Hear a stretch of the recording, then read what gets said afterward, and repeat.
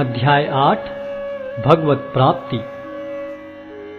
अर्जुन ने कहा, हे भगवान, हे पुरुषोत्तम, ब्रह्म क्या है, आत्मा क्या है, सकाम कर्म क्या है, यह भौतिक जगत क्या है तथा देवता क्या है? कृपा करके यह सब मुझे बताइए। हे मधुसूदन, यज्ञ का स्वामी कौन है और वह शरीर में कैसे रहता है, और मृत्यु के समय भक्ति में लगे रहने वाले आपको कैसे जान पाते हैं? भगवान ने कहा, अविनाशी और दिव्य जीव ब्रह्म कहलाता है और उसका नित्य स्वभाव अध्यात्म या आत्म कहलाता है। जीवों के भौतिक शरीर से संबंधित गतिविधि कर्म या सकाम कर्म कहलाती है। हे देहधारियों में श्रेष्ठ, निरंतर परिवर्तनशील यह भौतिक प्रकृति अधिभूत कहलाती है। भगवान का विराट रूप, जिसमें सूर्य तथा चंद्र जैसे समस्त देवता सम्मिलित हैं, अधिदैव कहलाता है तथा प्रत्येक देहधारी के हृदय में परमात्मा स्वरूप स्थित मैं परमेश्वर अधियज्ञ कहलाता हूँ। और जीवन के अंत में जो केवल मेरा स्मरण करते हुए शरीर का त्याग करता है, वह तुरंत मेरे स्वभाव को प्राप्त करता है। इसमें रंच मात्र भी संदेह नहीं है।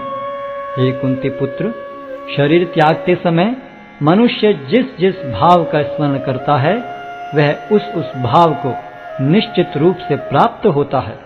अतएव हे अर्जुन, तुम्हें सदैव कृष्ण रूप में मेरा चिंतन करना चाहिए और साथ ही युद्ध करने के कर्तव्य को भी पूरा करना चाहिए।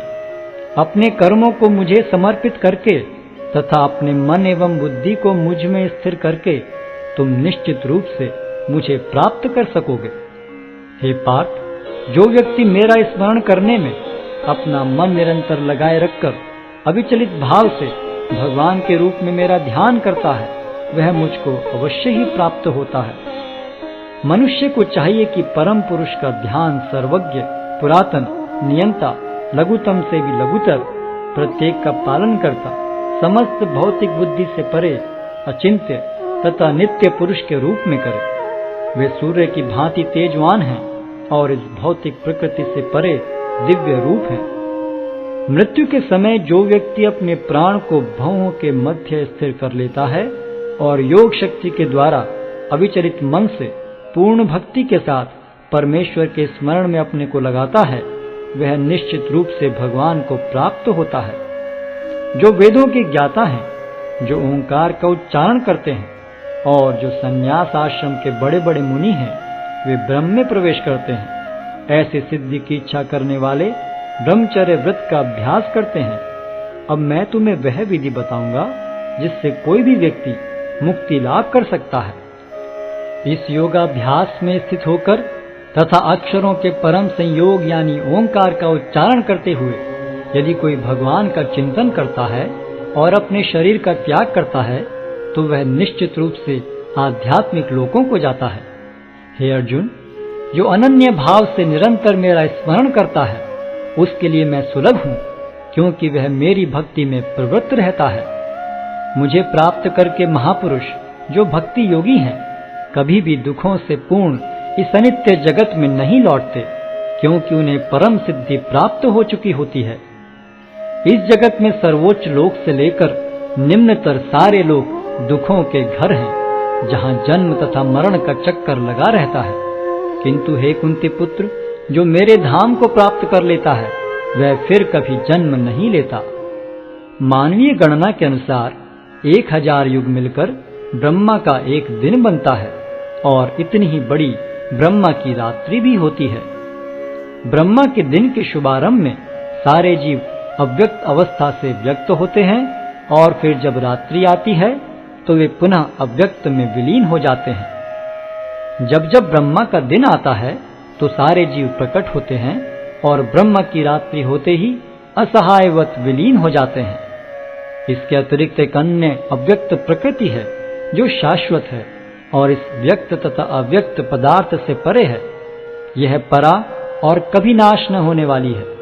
जब इस संसार का सब कुछ लय हो जाता है, तब भी उसका नाश नहीं होता। जिसे वेदांती अप्रकट तथा अविनाशी बताते हैं, जो परम गंतव्य है, जिसे प्राप्त कर लेने पर कोई वापस नहीं आता, वही मेरा परम धाम है।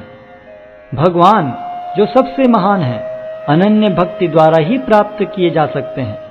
यद्यपि वे अपने धाम में विराजमान रहते हैं, तो भी वे सर्वव्यापी हैं और उनमें सब कुछ स्थित है। हे भरत श्रेष्ठ, अब मैं तुम्हें उन विभिन्न कालों को बताऊंगा जिनमें इस संसार से प्रयाण करने के बाद योगी पुनः आता है अथवा नहीं आता। जो पर ब्रह्म के ज्ञाता हैं, वे अग्निदेव के प्रभाव में, प्रकाश में, दिन के शुभ क्षण में, शुक्ल पक्ष में या जब सूर्य उत्तरायण में रहता है, उन 6 मासों में इस संसार से शरीर त्याग करने पर उस पर ब्रह्म को प्राप्त करते हैं। जो योगी धुएं, रात्रि, कृष्ण पक्ष में या सूर्य के दक्षिणायन रहने के 6 महीनों में दिवंगत होता है, वह चंद्रलोक को जाता है, किंतु वहां से पुनः चला आता है। वैदिक मतानुसार इस संसार से प्रयाण करने के 2 मार्ग हैं, एक प्रकाश का तथा दूसरा अंधकार का। जब मनुष्य प्रकाश के मार्ग से जाता है तो वह वापस नहीं आता, किंतु अंधकार के मार्ग से जाने वाला पुनः लौट कर आता है। हे अर्जुन, यद्यपि भक्तगण इन दोनों मार्गों को जानते हैं, किंतु वे मोहग्रस्त नहीं होते, अतः तुम भक्ति में सदैव स्थिर रहो। जो व्यक्ति भक्ति मार्ग स्वीकार करता है, वह वेदाध्ययन, तपस्या, दान, दार्शनिक तथा सकाम कर्म करने से प्राप्त होने वाले फलों से वंचित नहीं होता। वह मात्र भक्ति संपन्न करके इन समस्त फलों की प्राप्ति करता है और अंत में परम नित्य धाम को प्राप्त होता है।